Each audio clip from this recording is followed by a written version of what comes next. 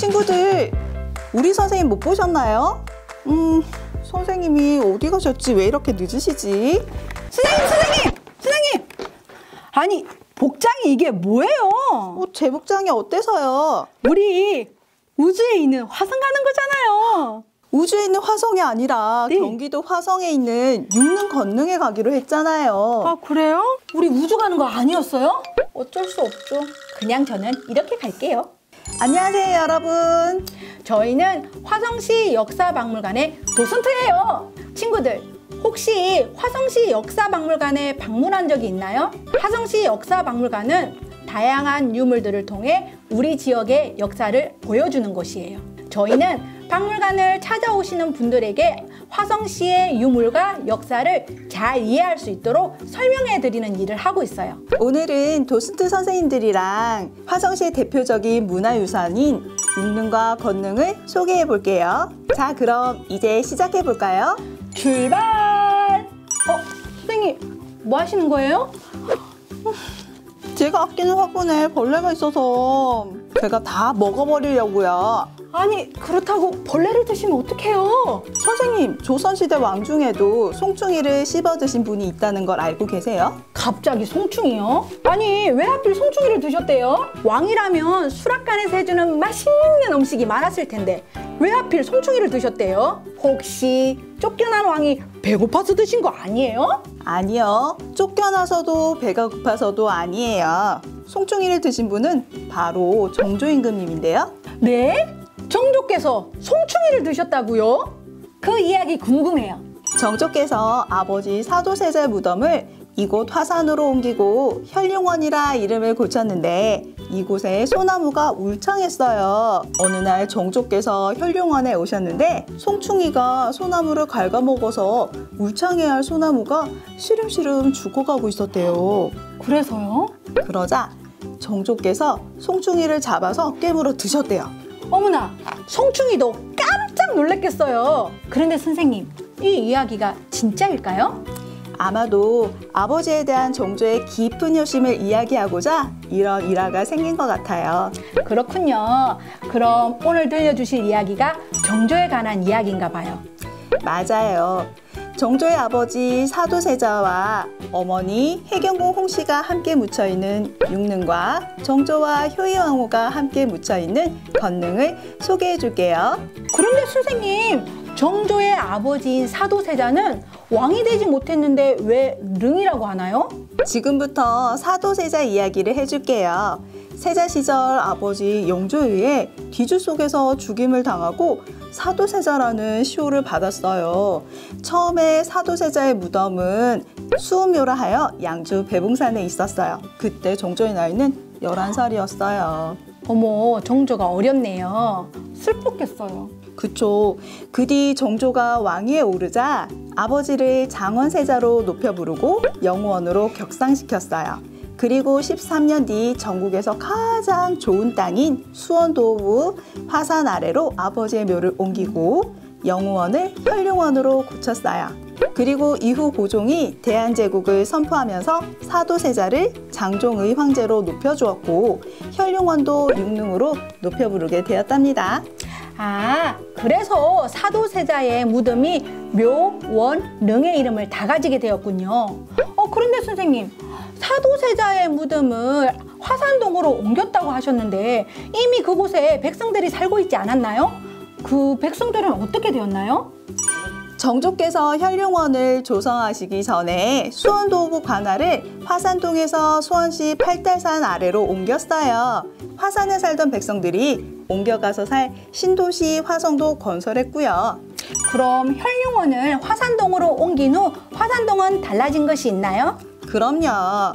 정조께서 혈룡원을 옮겨온 다음에 돌아가신 아버지의 명복을 빌기 위해 용주사를 세웠어요. 그리고 화산동에 있던 작은 저수지를 만년제라 이름 붙이시고 더욱 크게 넓히셨어요. 만년대라면 물을 가두어 보관하는 곳이니 백성들을 위함이었겠어요? 네, 맞아요. 그 후에 정조는 어떻게 해서 아버지의 무덤 옆에 묻히게 되었나요? 우리 친구들 정조께서 효심이 깊다는 건 알고 있죠? 정조께서는 자신이 죽으면 아버지 곁에 묻어달라고 유언을 하시어 육릉 가까이에 묻히셨어요. 아, 그렇게 해서 지금의 안녕동에 육릉과 건릉이 자리하게 되었군요. 선생님, 육릉은 어떻게 생겼어요? 궁금해요. 육릉은 크게 세 가지 공간으로 구분되어 능으로 들어가는 진입 공간, 제사를 드리는 제양 공간, 왕의 무덤이 있는 능친 공간이에요. 선생님, 그러면 우리 친구들과 같이 육릉으로 천천히 들어가면서 하나씩 살펴볼까요?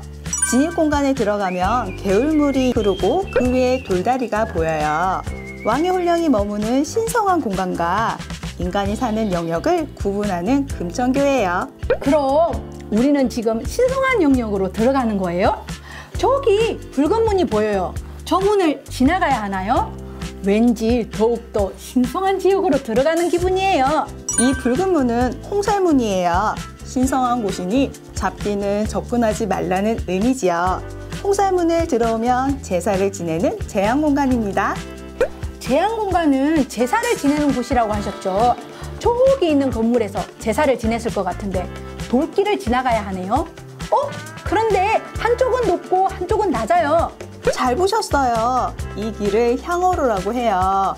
높은 길은 향과 제문을 들고 가는 향로와 낮은 길은 왕이 걸어 들어가는 어로라고 해요. 이 길의 끝에 있는 건물은 정자각이라고 해요. 이 정자각 앞에서 음식을 차리고 제례를 지내요. 아, 그렇군요. 지금까지 우리 친구들과 함께 진입 공간과 제한 공간까지 살펴보며 왔어요. 그럼 이제부터는 우리 친구들이 들어가기 어려운 신비한 공간, 왕과 왕비가 잠들어 있는 능친 공간으로 들어갈게요. 선생님, 예전에 제가 조선 왕릉에 대해서 공부할 때 주제가 능친 공간 조사하고 발표하기였어요. 보고서도 제출하고 발표할 때 능친 공간에 대해 랩으로 불렀던 기억이 나네요. 우와, 선생님이 랩을 하셨다고요? 혹시 잠깐 보여주실 수 있으실까요? 그럴까요? 헤이요, 요, 헤이요, 요, 윤건능에 갔었지. 사도세자 무덤 윤능, 정조 임금 무덤 건능, 봉분을 둘러싼 와청석, 병풍석, 난간석. 예. 우와, 선생님 너무 잘하신다. 부끄러워요. 능친 공간에는 다양한 성물들이 있어 헷갈리거나 어려울 수 있어요. 그래서 제가 능친 공간에 있는 성물 이미지판을 준비했어요. 아, 그러셨구나. 그러면 선생님이 이미지판을 보면서 선물을 하나씩 소개해 주실래요? 그래 볼까요? 그럼 중심이 되는 봉분부터 시작해 볼까요? 흙으로 쌓아 올린 둥근 모양의 무덤을 봉분이라고 해요.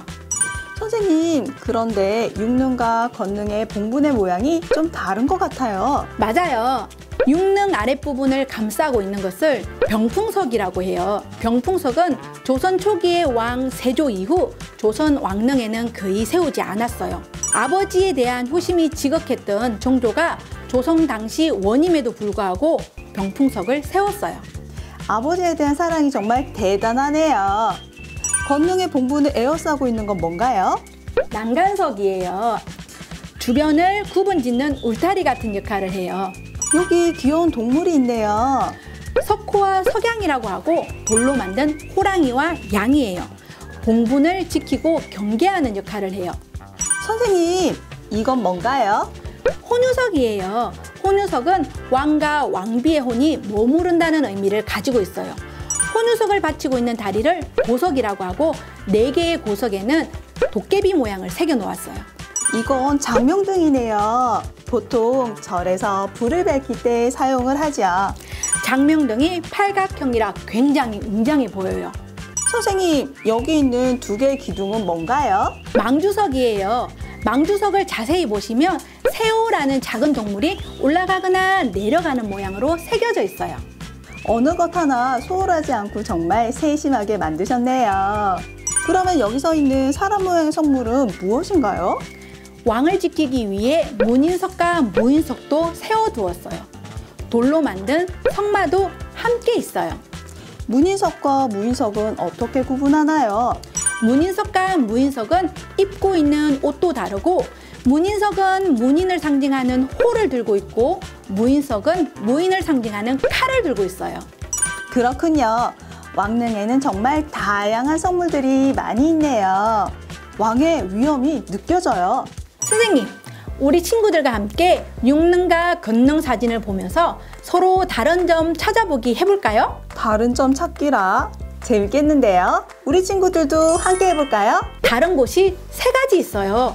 선생님, 한번 찾아보세요.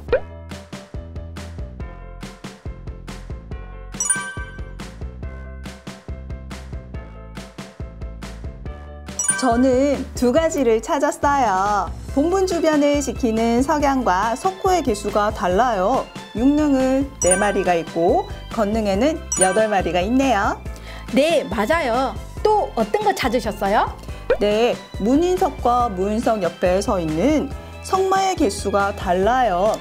네, 맞아요. 육릉에는 석마가 2마리가 있고 건능에는 석마가 4마리가 있어요. 나머지 하나는 못 찾겠는데? 우리 친구들은 찾았나요? 아마 찾은 친구들도 있을 거예요. 정답은 바로 두두두두두두두두 연못의 모양이에요. 육릉에 있는 연못 곤신지는 둥근 모양이고 건능에 있는 연못 천년지는 네모난 모양이에요. 하나 못 맞춰서 정말 아쉽네요. 우리 친구들 이렇게 선생님과 함께 육릉, 건능에 대해 살펴보았어요. 뭐라고요? 아직도 헷갈린다고요? 그럴 줄 알고 저희가 준비한 마지막 카드가 있죠. 그럼요. 선생님이 기억하기 쉽고 재미있게 노래로 한번 불러볼게요. 왕릉에 가면 홍살문도 있고 왕릉에 가면 홍살문도 있고 병풍석도 있고 왕릉에 가면 홍살문도 있고 병풍석도 있고 정자각도 있고 왕릉에 가면 정자각도 있고. 선생님! 땡이에요! 친구들과 함께 주거니 받거니 게임처럼 해보는 것도 재밌을 것 같아요. 어때요 친구들? 윤건능에 대한 궁금증이 조금 풀리셨나요? 유익한 시간이었길 바라며 다음에 또 만나요. 안녕!